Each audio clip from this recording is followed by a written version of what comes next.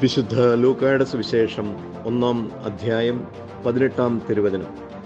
സഖറിയ ദൂതനോട് ചോദിച്ചു, ഞാൻ ഇതെങ്ങനെ അറിയും? ഞാൻ വൃദ്ധനാണ്, എൻ്റെ ഭാര്യ പ്രായം കവിഞ്ഞവളുമാണ്. ഈശോയിൽ സ്നേഹം നിറഞ്ഞ സഹോദരങ്ങളെ, സ്വയം മറന്നുപോകുന്ന സഖറിയ പുരോഹിതനെയാണ് നാം ഇവിടെ കാണുന്നത്. സഖറിയ ദൈവസന്നിധിയിൽ നിൽക്കുന്നത് ജനങ്ങളുടെ പാപത്തിൻ്റെ പരിഹാര ബലിയുടെ രക്തവുമായാണ്. ജനങ്ങൾക്ക് വേണ്ടി ദൈവത്തോട് പ്രാർത്ഥിക്കാൻ നിൽക്കുന്ന സഖറിയായുടെ പ്രാർത്ഥന ദൈവം സ്വീകരിച്ചു എന്നാണ് ദൂതൻ പറയുന്നത്. സകല ജനത്തിനും മോചനം നൽകുന്ന, രക്ഷ നൽകുന്ന ദൈവിക പ്രവൃത്തിയുടെ ആരംഭം സഖറിയ പുരോഹിതനിലൂടെ സംഭവിക്കുവാൻ സ്വർഗം തീരുമാനിച്ചു എന്ന വളരെ അനുഗ്രഹദായകമായ ഒരു സന്ദേശമാണ് മാലാഖ സഖറിയയെ അറിയിക്കുന്നത്. എന്നാൽ സഖറിയ ആകട്ടെ തൻ്റെ തന്നെ കുറവുകളിൽ വീണ്ടും പിടിച്ചു നിൽക്കുകയാണ്. ഞാൻ വൃദ്ധനാണ്, എൻ്റെ ഭാര്യ പ്രായം കവിഞ്ഞവളാണ്. ഒത്തിരി സ്നേഹം നിറഞ്ഞ സഹോദരങ്ങളെ, മോശയെ ദൈവം വിളിക്കുമ്പോൾ മോശ തൻ്റെ കുറവുകൾ പറയുന്നു. പുറപ്പാട് പുസ്തകം 4-ാം അധ്യായത്തിൻ്റെ 14-ാമത്തെ വചനത്തിൽ ദൈവം മോശയോട് കോപിച്ചു എന്നാണ് എഴുതിയിരിക്കുന്നത്. തുടർന്ന് അഹറോനെ നിയോഗിച്ചു കൊടുക്കുന്നു. ജെറമിയ പ്രവാചകനെ കർത്താവ് വിളിക്കുമ്പോൾ ജെറമിയായുടെ പുസ്തകം 1-ാം അധ്യായത്തിൽ നാം വായിക്കുന്നത്, ജെറമിയായും ന്യായവാദങ്ങൾ പറയുകയാണ്. ഞാൻ കേവലം ബാലനാണ്, എനിക്ക് സംസാര പാഠവുമില്ല. അവിടെയും കർത്താവ് അവന് തുണയായി എത്തിച്ചേരുകയാണ്.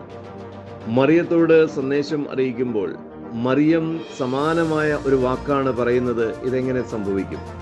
എന്നാൽ അത് ഒരു അവിശ്വാസത്തിൻ്റെ വാക്കല്ല, തൻ്റെ ഒരു മുൻ നിർണയത്തിൻ്റെ വാക്കാണത്. ദൈവസന്നിധിയിൽ ചാരിത്രശുദ്ധിയോടെ അന്ത്യം വരെ ജീവിക്കുവാനുള്ള ഒരു മുൻ തീരുമാനമാണ് മറിയം അറിയിക്കുന്നത്. അവിടെ മാലാഖ ദൈവിക രഹസ്യങ്ങൾ വീണ്ടും വെളിപ്പെടുത്തുന്നു. ലൂക്കാ സുവിശേഷത്തിൽ തന്നെ 1-ാം അധ്യായത്തിൽ എലിസബത്ത് പറയുന്നുണ്ട്, ദൈവം അരുളി ചെയ്തവ സംഭവിക്കുമെന്ന് വിശ്വസിച്ചവള് ഭാഗ്യവതി. എന്നാൽ സഖറിയയെ സംബന്ധിച്ചിടത്തോളം ദൈവം അരുളി ചെയ്യുന്ന കാര്യങ്ങൾ സംഭവിക്കില്ല എന്നാണ് പറയുന്നത്. ഒരു തരം മത്സര്യ ബുദ്ധിയാണ് ഇവിടെ കാണുന്നത്. ഒരു മനുഷ്യനാണ് ഈ സന്ദേശം പറഞ്ഞത് എങ്കിൽ ഒരുപക്ഷെ സംശയിക്കാം. എന്നാൽ ഒരു മാലാഖ ഇത് പറയുമ്പോൾ അത് വിശ്വസിക്കാതെ സംശയിക്കുന്ന സഖറിയ പുരോഹിതൻ. തുടർന്ന് നമുക്കറിയാം സഖറിയയുടെ മേൽ ദൈവ കോപം വന്നു ചേരുന്നതായിട്ട്. ഈശോയിൽ ഒത്തിരി സ്നേഹമുള്ള സഹോദരങ്ങളെ, അനുദിനം നാം വായിക്കുന്ന ദൈവവചനത്തിൽ ദൈവം നമ്മോട് സംസാരിക്കുന്നുണ്ട്. നമ്മുടെ അവസ്ഥ ദൈവത്തിന് അറിയില്ലാത്തതല്ല. എല്ലാ കുറവുകളും പ്രയാസങ്ങളും ബുദ്ധിമുട്ടുകളുമെല്ലാം പേറി ദൈവസന്നിധിയിൽ നിൽക്കുന്ന നമ്മുടെ ജീവിതത്തിൽ ദൈവം പ്രവർത്തിക്കാൻ പോകുന്ന കാര്യങ്ങളാണ് ദൈവവചനം നമ്മോട് സംസാരിക്കുന്നത്.